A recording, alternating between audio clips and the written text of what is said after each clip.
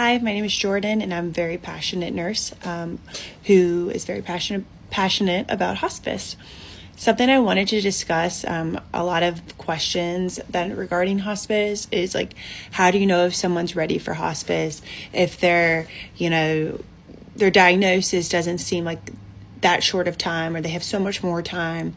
The biggest thing that you can do as someone who is not a patient, just the family member, is take a step back and deflect what your wants are and what their needs are. So my wants I want this person to live forever. Their needs are, they're struggling. And a big thing that I want someone to acknowledge, if you take anything away from this, is to really make sure that person is comfortable. The body goes through so much fight or flight, adrenaline, their cortisol, they're all these things to try to push infections and try to wear off whatever's happening in their system. It's called the fight. But eventually that fight starts to wear down and it takes a toll. And that is when hospice comes in, is when that person is just ready not to give up, but ready to have the highest quality of life that's possible for them in that moment. And that's when the family needs to acknowledge it's not about us. It's about them.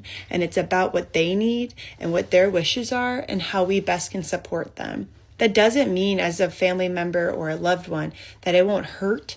It won't make you mad, but at the end of the day, you get to be a part of a journey where you know they were comfortable and you know you gave them the best outcome that they could have.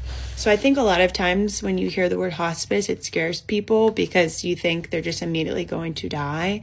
But at the end of the day, it's really that person's choice to decide that early on, and or their body tells us so. And I think it's really important as loved ones to support them through that journey and to support each other as family members amongst each other, to not go after each other, but to support and to say, you know what, it's not about what I want and what you want. It's about what that person needs. And I think if anyone could take that away, that's something to really reflect on. Thanks for listening.